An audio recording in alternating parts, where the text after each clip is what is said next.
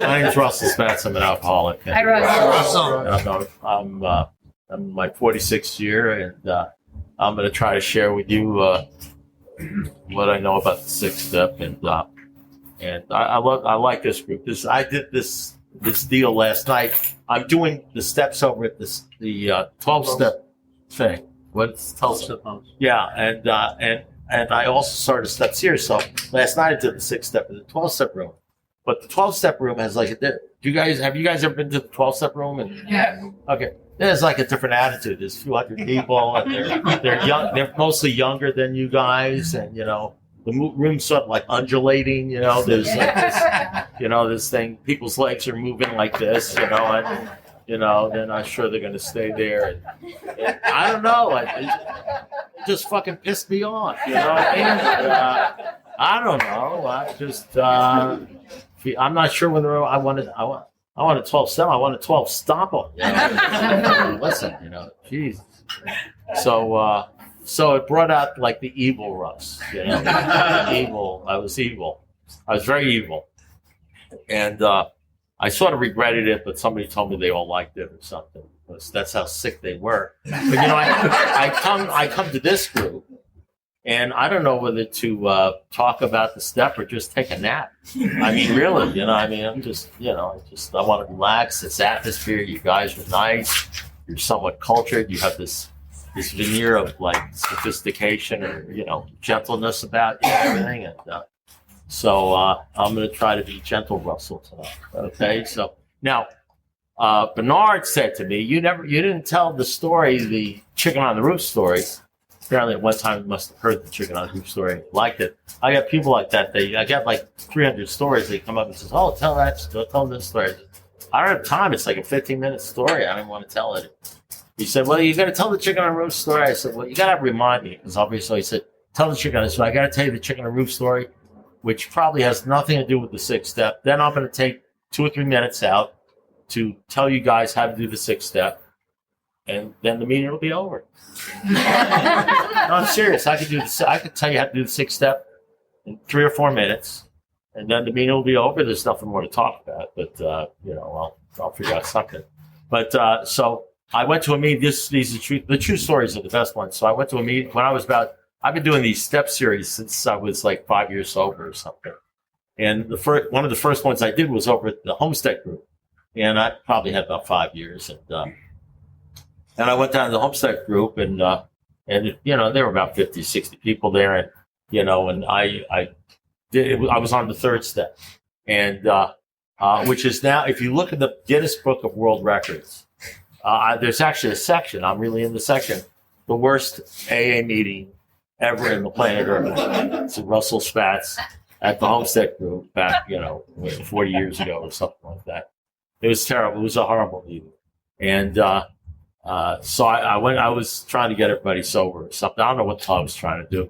And I went in there, and, it's like one of these things you're talking and like nobody's laughing. It's like they're sort of just looking at you like you're a specimen under a microscope and everything like that. And so I did and when the meeting was over, I left, and I'm saying to myself in my brain, I ain't coming back here. I was supposed to do all tomorrow. I said, I'm not coming up. My brain is telling me I'm not coming back here. They don't like me. I don't like them. I ain't coming back. It was the worst meeting I've ever been to, blah, blah. Now, I knew I was coming back. Something inside of me, I think it had something to do with my sponsor. My sponsor used to say things to me like, Russ, if you ever make an excuse for not going to a meeting, maybe you're thinking it's okay to drink again. So every time I would make an excuse, well, I'm tired or something like that, and I would hear that voice, and I didn't want to drink. So this whole thing about not wanting to drink can really have you do a lot of things you don't want to do. And I used to buy into stuff my sponsor said, even if it was stupid stuff. I mean, he would say like, I'd say that blonde over there. He said, can't make this stuff up. They must go to sponsor school or something. And they say, he probably got this. I said, look at that blonde. He says, well, what did you use to drink, Russ? I said, scotch. He said, what kind of scotch? J&B, Cuddy Sword, top shelf stuff, good stuff, binge. And he says, you see that blonde over there? He says, yeah. He says, to you, that blonde is a bottle of scotch with legs. And a bottle of scotch with legs. And I sort of laughed. I sort of chuckled. They say these stupid things, and I'm a very intelligent guy. I was supposed to be sponsored by Albert Einstein, Jesus or something. And so he gave me a used car salesman, from Chicago. But every time I'd see a girl after that, and I'd just be like, I started seeing like this green bottle form around it. You like infected me, I'd say, you're brainwashing me. He says, well, maybe your brain needs washing. So I had this. So I go to say. So he had infected me with the idea that because if you're an alcoholic, I don't know if you have the alcoholism I have, you're an excuseaholic. You can come out with an excuse. It's amazing how many times your mother can die. How many funerals you got to go. I'm sorry, can't go that night. I have to shampoo the canary, or whatever. You come up with stuff. So, but I knew that I was going to come back. I was going to fulfill my responsibility because in my mind, this may sound crazy, if I didn't come back, I would drink again. I don't know where I came that up. I don't know where I came up with that. But in my mind, if I didn't go back there, even though I had a good reason for not going back, they didn't like me, I didn't like them, I was going to drink again. So I went back. So I went back again to the worst meeting I had ever done, worst group I'd ever been to. So I'm sitting there, and right before the meeting comes up, the guy comes up to me, and he says, "Can I talk to you?" And I said, "Yeah, sure." He says, "My name's whatever his name is, Bob. Who knows? Young guy. Like him, like this guy here, surgeon. Okay, I'm gonna actually tell you something about him, the sixth step, which may have something to do with the sixth step, may not. I don't know. We'll see. You'll be the judge of that. But in any event, he drives me up here. He's a great kid. He really is. He's a good guy. He's a kid. But so in any event, so this guy comes up. He says, "Can I talk to you?" I said, "Sure." He says, "I just want to tell you." I said, "That last meeting you did, man, when it was the greatest meeting I've ever been to in my life." I'm saying, "Well, tell me more." What did I say? And I said, "Oh, really?" He says, "Yeah." He says, I was going to drink. My wife had left me. Last week, my wife had left me. I had lost my job. She had took my baby. I had nothing really to live for, and I was going to go out and I was going to drink, but I figured I'd go to the room. Just go to the room, and see maybe maybe I'd hear something. You didn't see it. I was sitting in the back of the room. But when you said the chicken was on the roof, the entire program came together for me.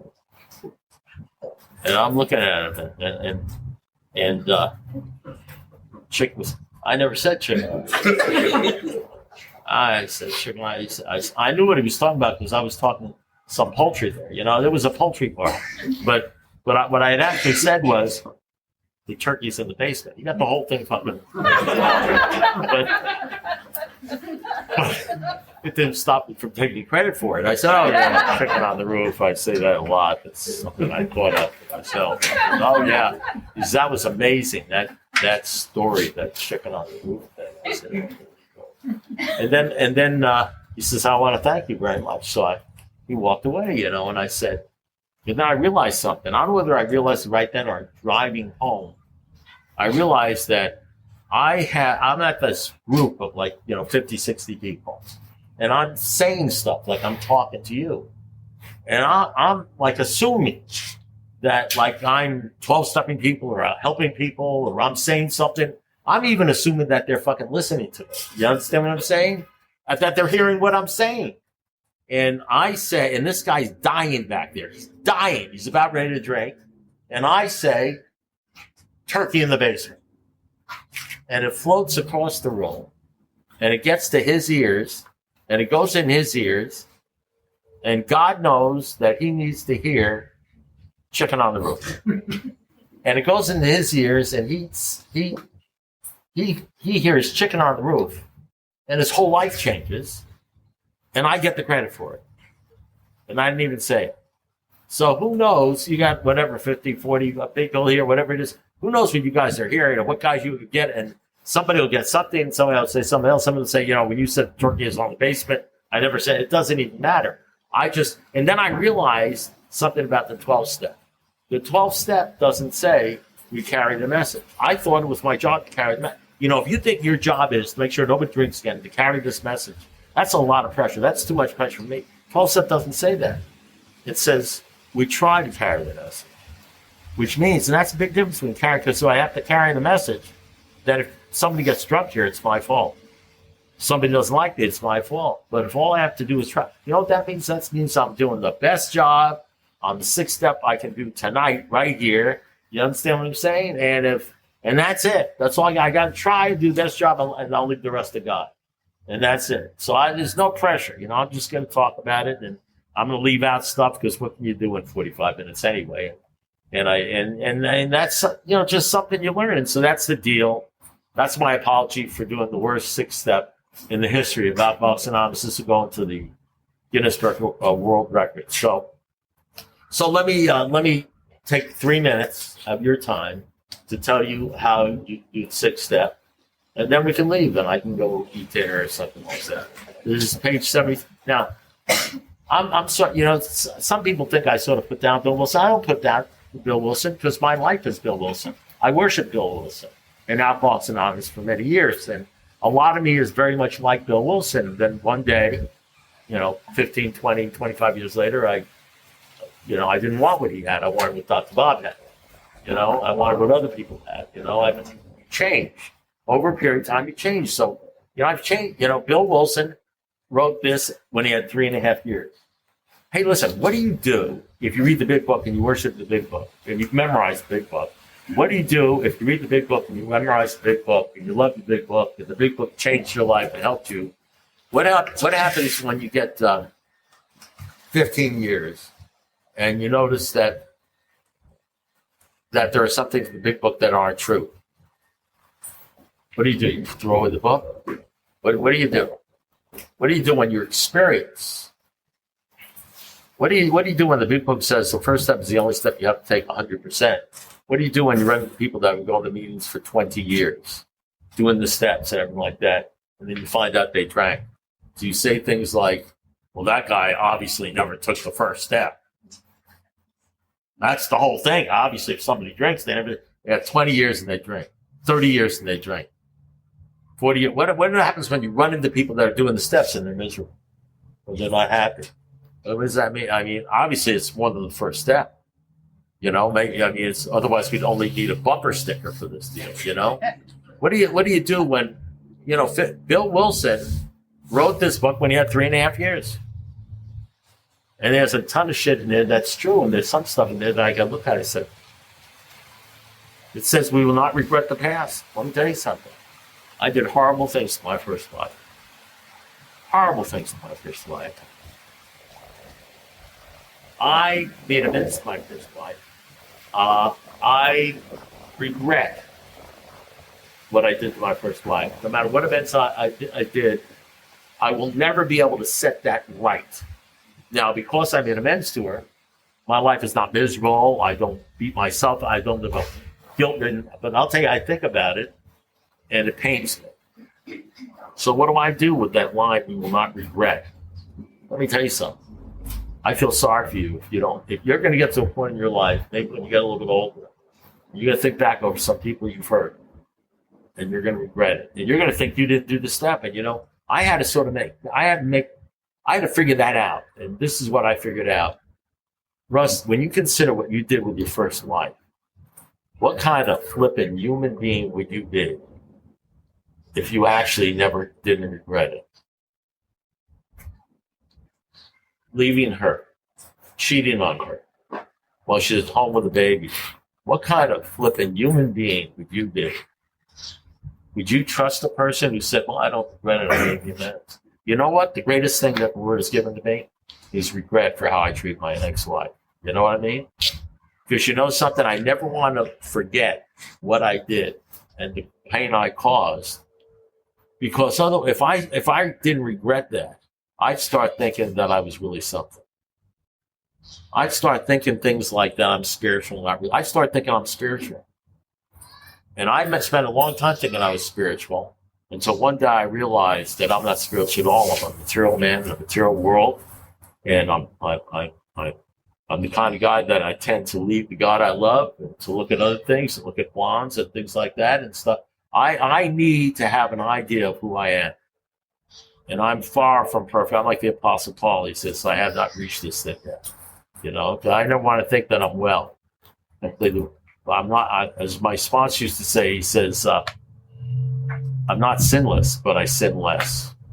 I'm just doing less. You know what I mean? So I'm not sitting here talking from a place of perfection or anything like that. So at 15 years, after he wrote what I'm about to read you out of the big book, I know what he wrote, but I'm going to actually read it so you know I'm not bullshitting you. It's in there. Then 15 years later, the sixth step. Now, I can't explain this to you. I told them this last night. They thought I was crazy. I don't care if I'm not crazy. The most important step in the book is the sixth step. The most important step in the book is the sixth step. It's not the 11th step. It's not. If you get the sixth step, you'll always do every step automatically. If you get the sixth step, your life, you'll live a turned over life, and you will always do this, and you won't even have to try. You do 6 and 7. You know what they call a sixth step? They call it old timer step. It's an old timer step. You know, you might not understand why the sixth step is an old timer step until you get 20 years. Then you'll understand that it's not the fourth step. Oh, the fourth step will keep you. When you're going down tubes, you have resentment. It'll help you with that. There's all these tools. The 11th step. All these steps will help you. But the one thing that will transform you is what's behind the sixth step. And the other book I read says, do not conform yourself to the world, or conform yourself even to people in AA or anybody in AA, but to be transformed. To be transformed into who you need to become something, is all about the sixth step, the seventh step. The seventh step says something about humility. Unless we have humility, we're going to talk about humility. And I read a whole chapter about humility. They say, unless we have humility, we will never overcome drinking. Everybody who's in an AA meeting has a little piece of humility. Just to come to a meeting is a humbling experience for an alcoholic. To come to a meeting and listen to somebody takes a certain amount of humility. If you're an alcoholic, to come to a meeting and listen to somebody who you think is full of shit, this guy's full of shit, I shouldn't be here, and sit there anyway out of courtesy or whatever it is and listen, that's like a tremendous amount of humility. That's like unbelievable for an alcoholic to not leave. Some people can't take it. They get up and they leave. You know what I mean? It takes an amazing amount of humility to just even show up. But then the book says in the seventh step, unless we gain even more of this precious commodity, we'll never truly be happy. And you have a lot of people in AA that have 10, 15, 20 years that aren't happy, and I know because I sponsor them, because I get calls from them, you know, that they're unhappy. A lot of people drink after they have fun because they just can't do the rest of the deal. So then he does. So in the big book, the sixth step is 2 paragraphs. Well, he only had 3.5 years. So his one thing about Bill Wilson, it may have been divine and inspired, which I think it was, but his experience was with sobriety was 3.5 years. Man, I'll tell you what, I had to be 20 years sober before I even understood what this fucking disease was about. You know, until you leave, you know, listen, my disease is not the drinking, that's a symptom. The real disease centers in your mind. Now, somewhere around 90 days, you might actually learn what I learned after 90 days, that you not only had a problem with booze, but you're also crazy. I'm telling you something. I don't know how an alcoholic can do 90 days or 100 days without coming to the conclusion, I think I'm fucking crazy, you know? And then you just have to, you got to be hit by a lot of stuff. You got to get hit by losing a job, financial problems, wife, husband problems, romance problems. Like, you got to be hit from all sides every freaking day by everything the world can come at you in order to understand how really sick you are, how really crazy you are.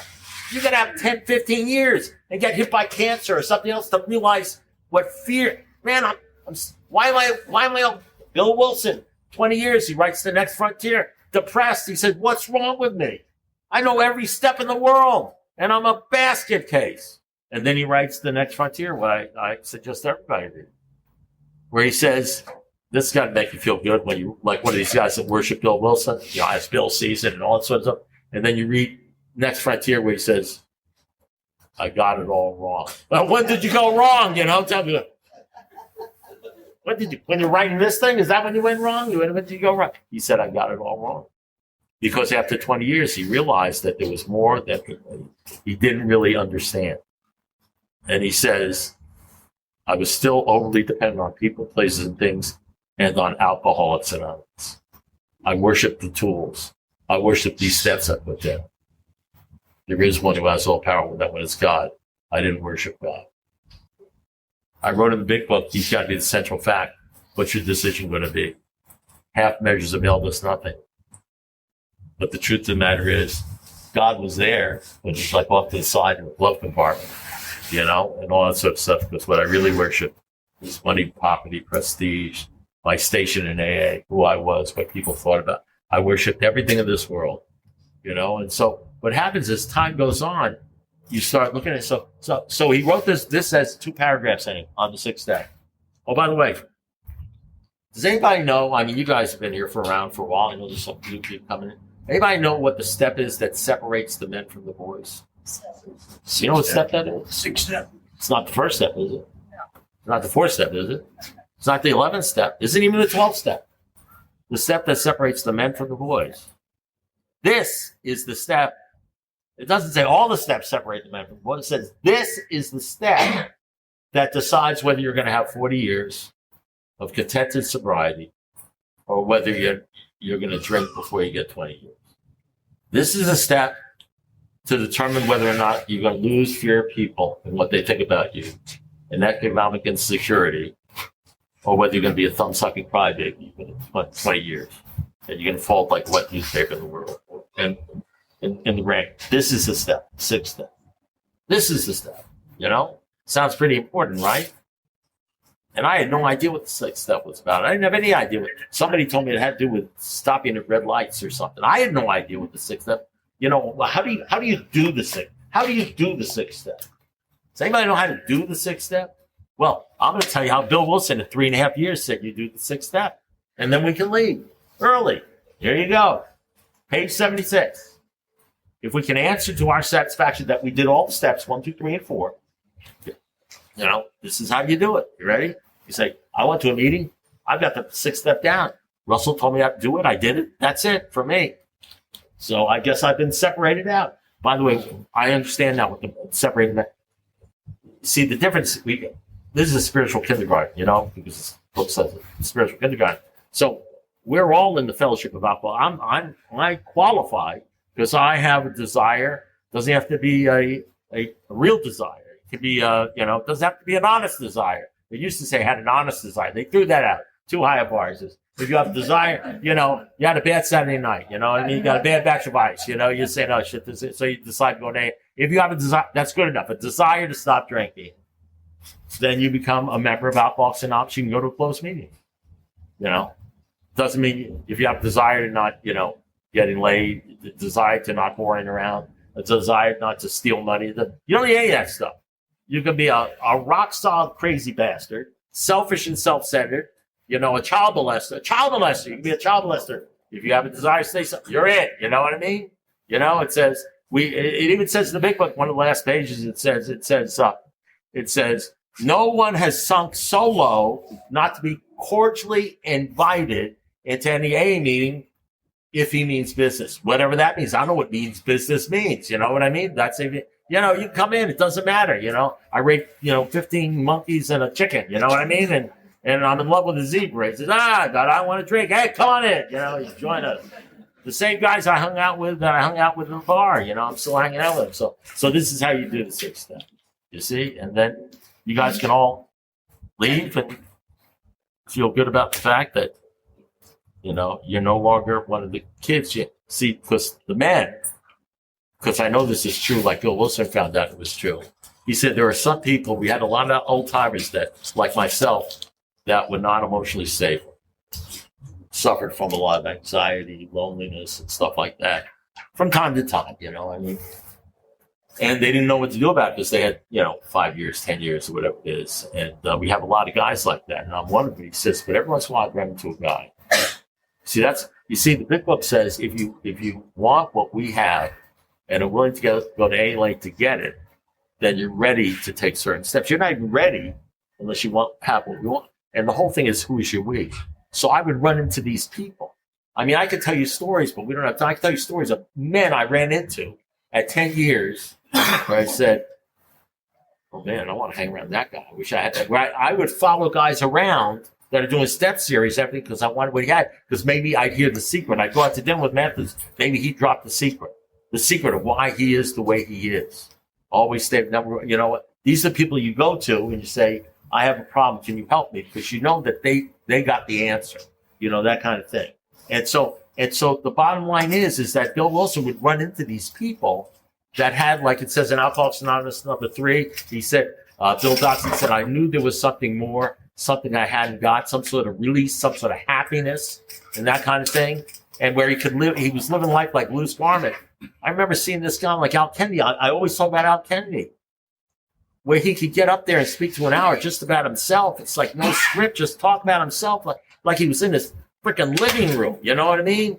Like he felt so comfortable. I mean, I was always scared of other people, what they were thinking about me and everything like that. And when I first heard him, I said, I love this guy. This guy's like he's a genuine article. He's authentic. Because if alcoholics can see anything, a fucking phony, you could spot him a mile away. This guy was authentic. And then he got up and he left, and my sponsor told me he was dying of terminal cancer and he had 6 months to live. And I promise you, he didn't project that. All he was doing is loving people. He was like, he's the happiest guy in the room. Now, what do you do when you stop drinking, you're collecting like a medallion here and a medallion there, and you run into a guy who's dying of cancer and he's the happiest guy in the room? I don't know what you do, but I'll tell you what I did. I wanted what he had. You know what I mean? And 6 months later, he was dead. So that's the deal. So here we go, 76. And now we can all go home. This is going to be, you can't say I didn't tell you. If we can answer to our satisfaction that we've done all the first 4, 5 steps. A lot of you guys have done the first 5 steps. There are some guys that have 30 days or 3 days, 2 days that are maybe coming back. Maybe they did the first 5 steps and then drink it. So you did the first 5 steps. So here's the 6th step. If we can answer to our satisfaction, and we know this must be true because it's in the big book. It's got to be true, right? It's in the big book. If we can answer to our satisfaction that we did the first 5 steps. How many people have done the first 5 steps? Raise your hand. Oh, man. See, okay, you guys, you don't even need any anymore. Here we go. If we can answer to our satisfaction, we then look at step 6. We have emphasized, by the way, only 2 paragraphs in this book. In the 12 and 12, a whole chapter. You know why this is a whole chapter? Because he had like 15 years of experience with the 6th step. But not in the 3 years. 3 years, not in the 3 years. It says, we have emphasized, and then, so he has a whole chapter on the 6th step. And then you know what happens? Then at 20 years, 23 years, he's going down the tubes. You know why? Because he didn't figure, he hadn't gotten the 6th step. It wasn't the first step. It wasn't the 11th step. He didn't stop going to meetings. You hadn't gotten the 6th, you hadn't gotten. As a matter of fact, what he said about those people that he ran to, he said perhaps those people would be the spearhead for the next major development in AA. And he said the answer was in St. Francis prayer. The answer was in St. Francis, who devoted his entire life to God. That's where the answer was. Didn't quite understand it. How does that work? Okay, if we can answer to our satisfaction, then we look at step 6. We have emphasized willingness as being indispensable. Are we now? I don't want to tell you what I told them last night. We have emphasized willingness as being indispensable. Anybody ever sponsor people? I'm sure some of you guys. I've sponsored a lot of people. Sponsor a lot of men. That's what I sponsor. Can I tell you? You know, when you have a little experience sponsoring men, and even talking to women, I can't tell you how many men I have sponsored who I loved, who got the first step, who got all the steps in the way, who rolled it, who went to meetings, who drank after they had a relationship with a woman. Not the woman's fault. Has nothing to do with the woman. Has to do with the fact that she's a bottle of scotch with legs.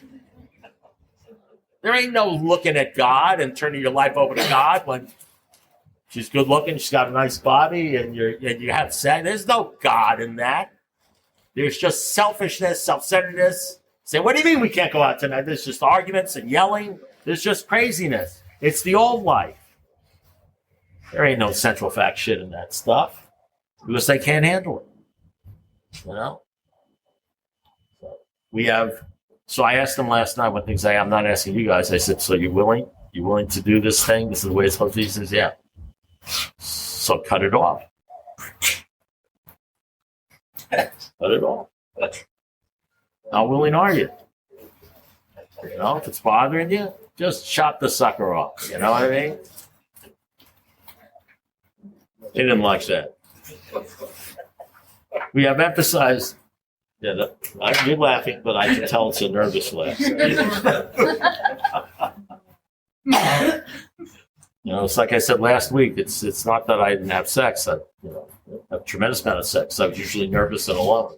And if we can answer to our satisfaction, well, we then look at step 6.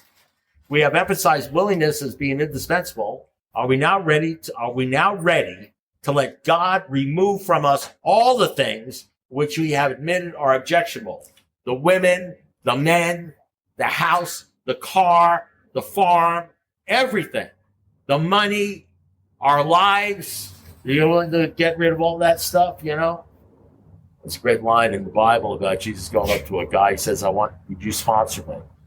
He says, well, yeah, I'll sponsor. You know what happens? He says, what do I have to do? He says, well, you got to obey the 10 commandments. He says, I've obeyed every commandment for my entire life. I'm perfect in that regard. Young kid, like teenager. Jesus looked at him and said, this is the greatest line. He says, you're just missing one thing. He says, well, it's a parable of a rich young ruler. He says, you need to sell everything you own and give it to the poor, and then come and follow me. And the kid walked out the room because he had many things. That's the story of our lives. We'll go up to a certain point. We'll walk to a certain point, 2 years, 5 years, 3 years, 6 years.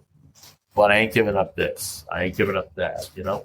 We use AA for basically it says in the big book, to a certain point where we think that's enough.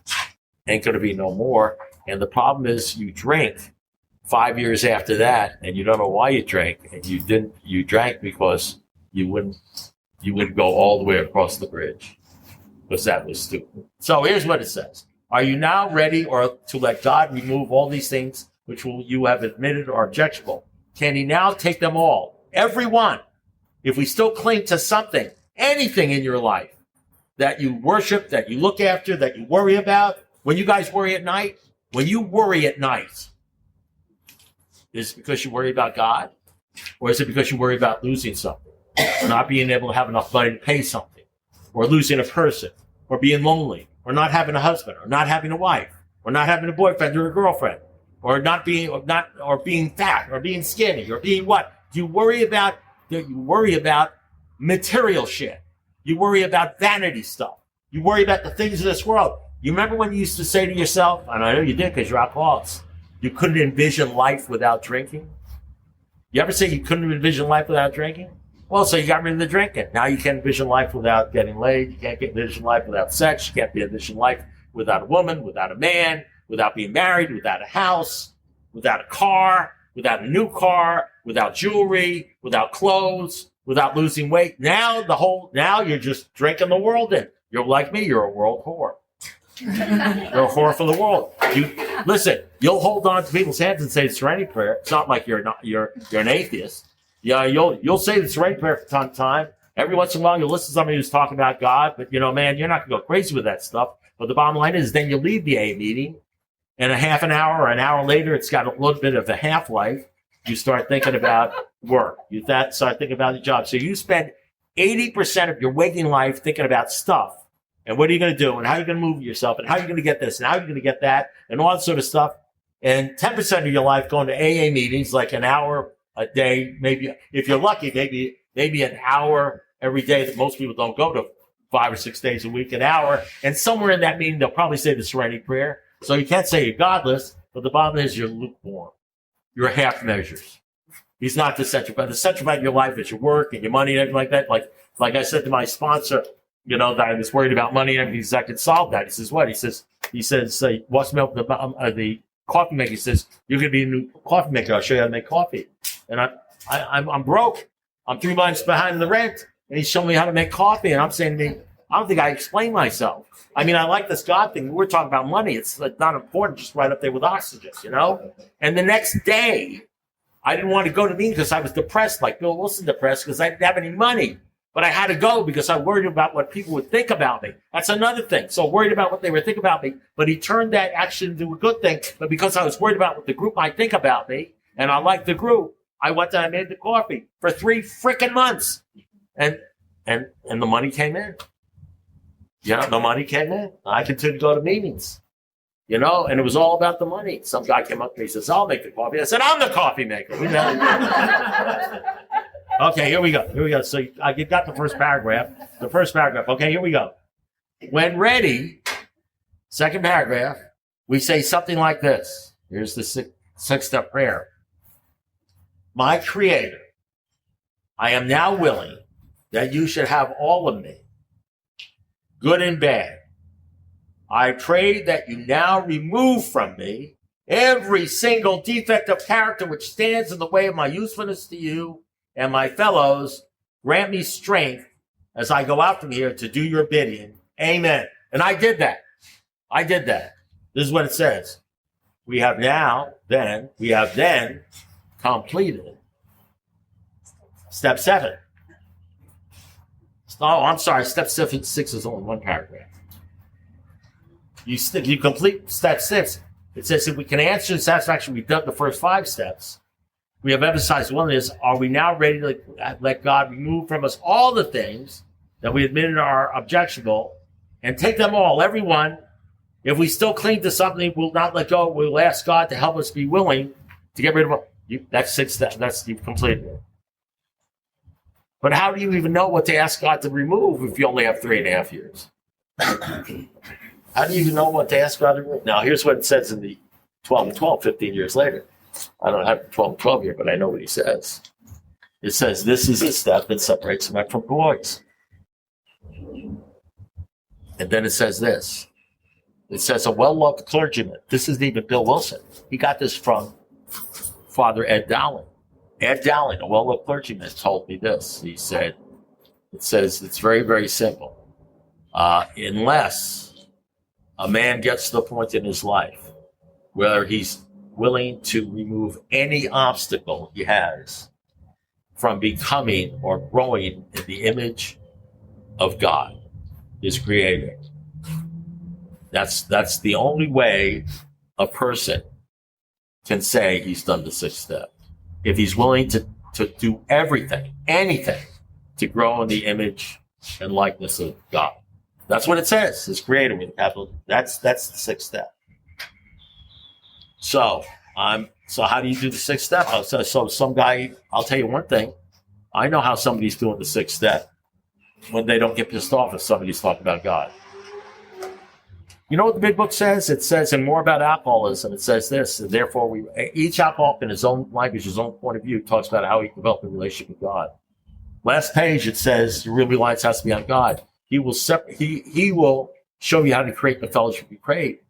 Probably going to crave with God. You see to it your relationship with God is right. You have a relationship with him. Like I have a relationship with Cindy. Like I have a relationship with some of the people who I talk to them. I know them. It says you'll meet some of us in the fellowship of the Spirit. Guys that are doing the 6th step, they're in the fellowship of the Spirit. You know what they want to talk? They don't want to talk about drinking.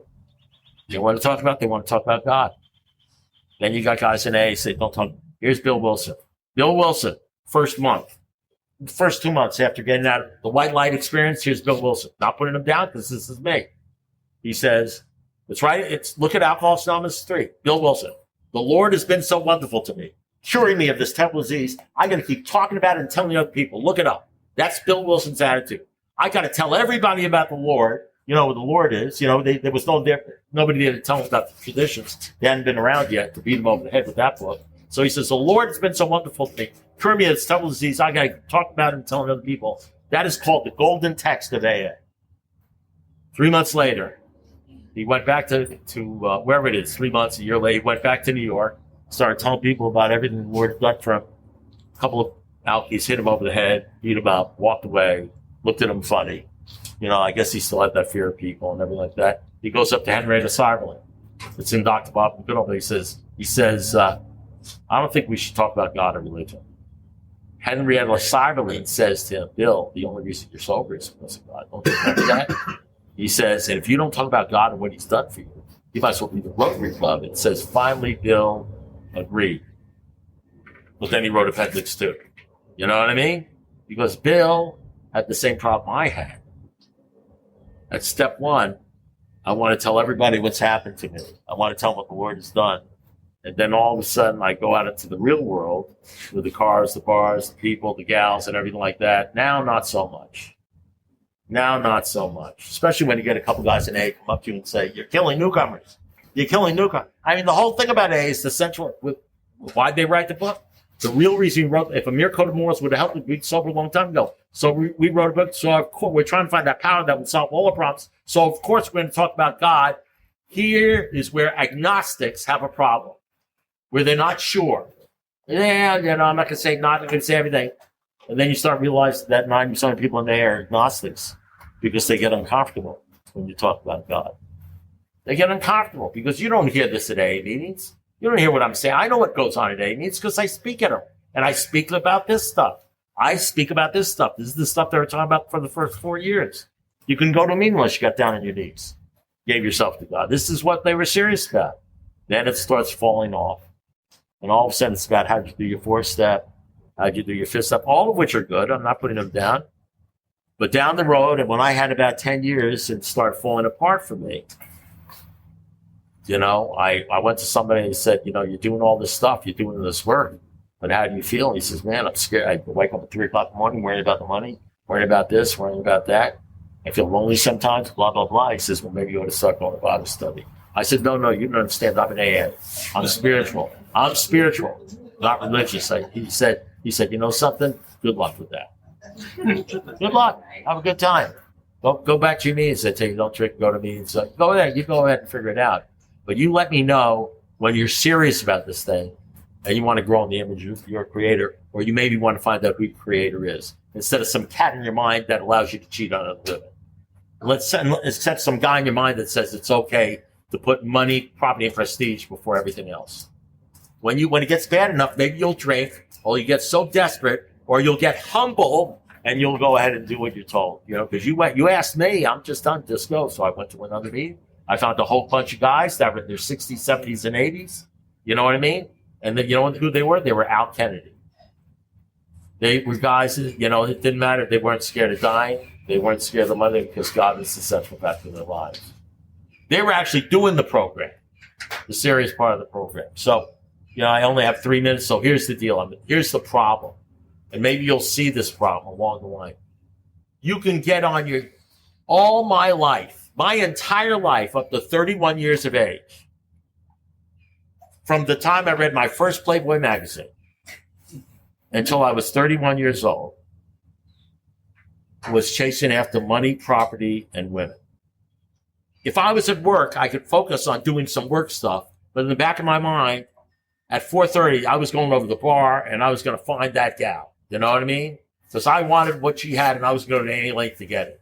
It was my whole life revolved around getting a gal, getting the car. I had to get the brand new car. You know why I have to get a brand new car? So that people can think highly of it and then you can get the gal. I had to lose weight. You know why I had to lose weight? I had to lose weight. You lose weight to get healthy. I lose weight to get the gal. You understand what I'm saying? I had to be good looking. I had to get the haircut. I had to get the newest styles. I had to get the shoes. I had to get this. I had to get that. You know why? So I'd be popular. My whole life was focused on material things. And you know what happens when your whole life is focused on that? You better drink. You're going to drink. You're going to drink. Trust me. If you do that. And then the drinking brought me to my knees. And I picked up a white chip and I stopped. And you know something? I stopped drinking. You know that other shit? The alcoholism shit? You know, the money, property? You know that other stuff that drove me crazy? You know, why did she leave me? Why is she going out with that other guy? You know all that stuff that drove me crazy? You think that shit stops just because you pick the plug in the jug? You think the real disease stops? For 31 years, you're sniffing around this world, sniffing perfume or looking at this and looking at that and looking at money products. You think you put the plug in the jug and you stop thinking about that shit? Well, you know you don't stop thinking about that shit. It's eating your liver. It's killing you. You know, somewhere along the line, 5 years, 10 years, you start getting the feeling that you're not drinking, so you feel good about yourself. You got this nice little fellowship with other crazy people that are struggling with the same crazy. Somewhere along the line, you realize that your real battle is you're in a hand-to-hand combat with the entire world, but you're not drinking. So you feel like you're doing good and people are patting you on the side, but you know that your real problem is you can't stop thinking about everything in this world and your desires and your wants, and you start thinking things like, how am I going to get rid of this shit? How am I going to stop this? How can I stop? I can't envision life without a woman, without sex, without a car, without money, being broke, and all that stuff. I can't envision that. So here's the deal. You may have, if you read the big book, may have finished the 6th step, but the 6th step is not finished with you. Remember when Bill Wilson said this one line, and this is from Bill Wilson, but soon, God was everything that he knows, but he said, soon worldly clamors, mostly within myself, most blocked out his presence. Remember when he said that? He said it's just like a throwaway line. Soon worldly clamors, mostly with myself, blocked out his presence. And you see, once you get sober and you're living in this world, those worldly clamors will block out his presence. So you can quote the big book and you can say everything you want, but not most of the time in your life, you think about yourself, your weight, how you look, your hair, you start thinking about the other stuff. So how are you going to get to the point where you're not thinking about booze, but you're thinking about the car, the money, the bank? How do you stop that? You can't ever, how do you stop? And I'll tell you, the only way I've ever been able to stop that, and it takes a long time, and I'm not saying I'm perfect at it, is the only way you can stop worldly clamors from blocking out God's presence is God's presence in your life must be incredibly bigger than the clamors. God's presence in your life has to be bigger than the clamors. I'll tell you how big it has to be. God's presence in your life has to be so big that when the doctor says you've got cancer and you've got to go through 23 radiation treatments, he might as well say, let's go out to lunch. So, because you just say okay and you don't worry about it. Because you're not worried about dying. Because you have a God that tells you that he's going to be with you always, whether you're alive or dead. Because you believe that shit. The shit that people laugh about. But you don't worry about it. Or when the IRS comes to see you and seizes your bank account, you know what I mean? And that kind of thing. And what am I going to do? Blah, blah, blah. I say, well, you start accepting, you can accept things that happen. You got to change, of course. But the bottom line is shit happens. It will continue. The hits keep on happening. There's nothing that is going to protect you. You learn the value of suffering. I don't care. You got 20, 30 years. There's nothing that's going to prevent you from the calamity that's going to hit you in this world. I'll tell you something. You may stop. I've stopped a lot of things that caused a lot of crap going on to me. You may, I'll tell you what, if you don't drink, you're not going to be arrested for driving while drunk.